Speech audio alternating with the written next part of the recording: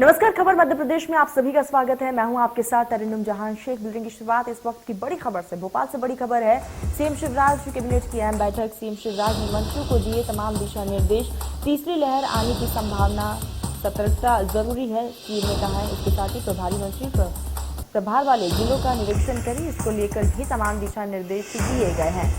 तो ये बड़ी खबर भोपाल से, जहां पर सीएम शिवराज कैबिनेट की अहम बैठक हुई है और इस दरमियान कई दिशा निर्देश अधिकारियों को दिए गए हैं।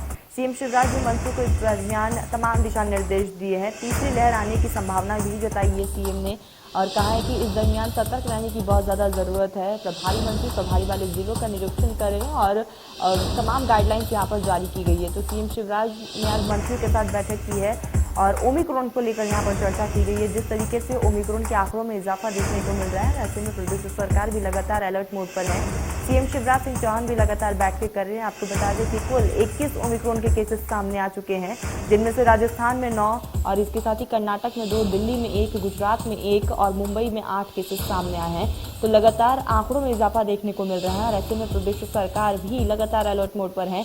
टेस्टिंग के जो दायरे है उसको बढ़ा दिया गया है। इंटरनेशनल यात्री जितने आ रहे हैं उन पर भी अब लगातार निगरानी रखी जा रही है। दुनिया चलती रहे, गरीबों की रोजी रोटी न जाए, व्यापार चलता रहे, उद्योग चलता रहे और हम इस बीमारी से लड़ते भी रहे। इतना जरूर अभी एक ओमिक्रॉन इसमें उतनी गंभीर नहीं, इतना 1.5 लोग हो गए थे अभी तक के। बाकी तो आगे क्या होगा निश्चित नहीं कहा जा सकता। कल हम लोगों ने समीक्षा की थी, 25% लोग अभी एडमिट हो गए टोटल। अभी 25% भर्ती है, कुछ सावधानी के तौर पर भर्ती कर लेते हैं, लेकिन हमको सारी व्यवस्थाएं साथ प्रबंध कर लेनी चाहिए। आप लोगों ने देखी होगी अपने अपने जिलों में दोनों तरह की चिंता करनी, प्रभारी के जिले के लिए और अपने प्रभारी मंत्री के साथ मिलकर घर रह रहे हैं अपन, उसको भी देख लें। और इसलिए अस्पतालों का निरीक्षण इस सप्ताह हर हालत में करते हैं। अस्पतालों की व्यवस्थाएं प्रभारी के जिले में कर रही है। आप चाहें तो निजी में भी प्रभारी मंत्री से बात करते हैं, निजी तो भी हमारी जवाबदारी है।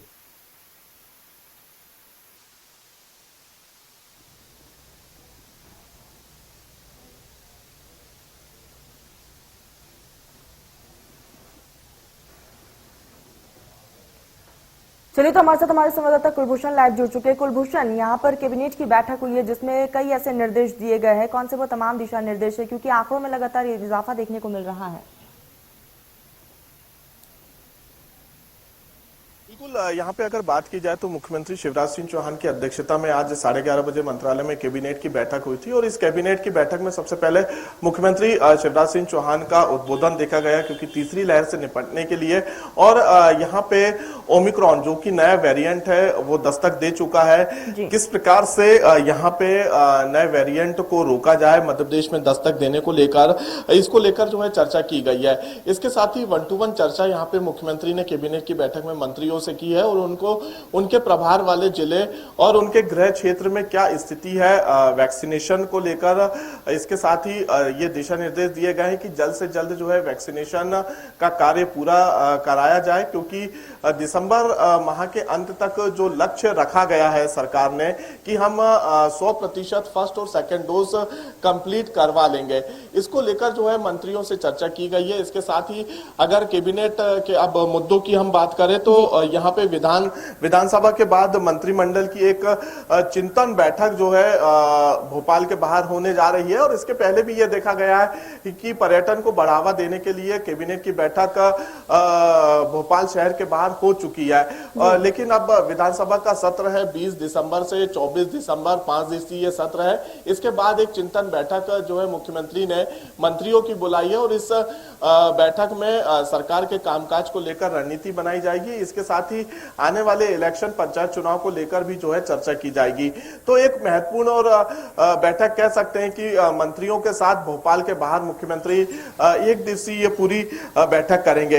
इसके साथ ही छिंदवाड़ा विश्वविद्यालय की अगर बात की जाए तो लंबे समय से छिंदवाड़ा विश्वविद्यालय के नाम को लेकर जो है चर्चा चल रही थी और अब राजा शंकर शाह के नाम पर जो है अनुमोदन हुआ है। छिंदवाड़ा का विश्वविद्यालय का नाम जो है राजा शंकर शाह रखा गया है क्योंकि आदिवासी वोट बैंक एक बड़ा वोट बैंक है जो कि सरकार को बनाने और बिगाड़ने में अहम भूमिका निभाता है। और 2003 में देखा गया था कि कांग्रेस से छिटक के ये वोट बैंक बीजेपी की तरफ हुआ था और मध्य प्रदेश में जो है 2003 में बीजेपी की सरकार बनी थी। लेकिन 2018 में कांग्रेस को जो है आदिवासी अपना समर्थन देते हुए नजर आए थे और 18 में कांग्रेस की सरकार बनी थी।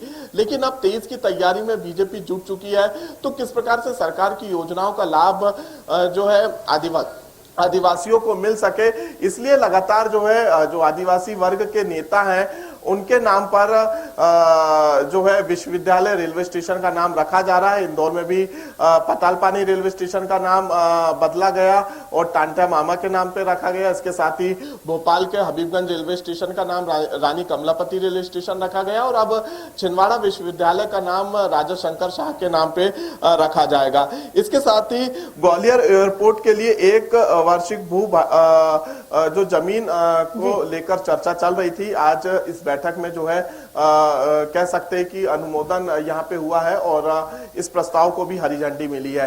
बेहद ही महत्वपूर्ण यह बैठक थी क्योंकि नए वेरिएंट ने जिस प्रकार से मध्य प्रदेश के पड़ोसी राज्यों में दस्तक दे दी है और उसके बाद मुख्यमंत्री शिवराज सिंह चौहान ने तकरीबन 1-to-1 चर्चा यहाँ पे आधे घंटे की जो है अपने मंत्री समूह से की है।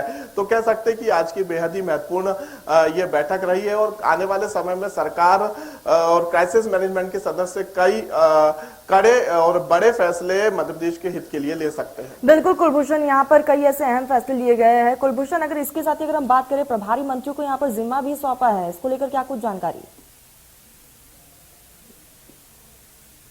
बिल्कुल, यहाँ पे क्योंकि प्रभारी जिलों के प्रभारी मंत्री बनाए गए हैं और इसके पहले क्राइसिस मैनेजमेंट के सदस्य भी मंत्री हैं और अपने क्षेत्र की भी जिम्मेदारी लगातार मंत्री निभाते हुए नजर आते हैं। तो कहीं ना कहीं यहाँ पे जो है पंचायत चुनाव को लेकर भी मंत्रियों को जिम्मेदारी दी गई थी और अब एक बार फिर से कोविड की तीसरी लहर दस्तक ना दे और जो स्थिति दूसरी लहर में उत्पन्न हुई है, जब हमने देखा कि ऑक्सीजन की कमी, दवाइयों की कमी, अस्पतालों में बेडों की कमी, तो अब बिल्कुल कुलभूषण, यहाँ पर कुल मिलाकर इस कैबिनेट की बैठक में तमाम मंत्रियों को दिशा निर्देश दिए गए हैं। आगे किस तरह की रणनीति बनाने इसको लेकर भी चर्चा की गई। कुलभूषण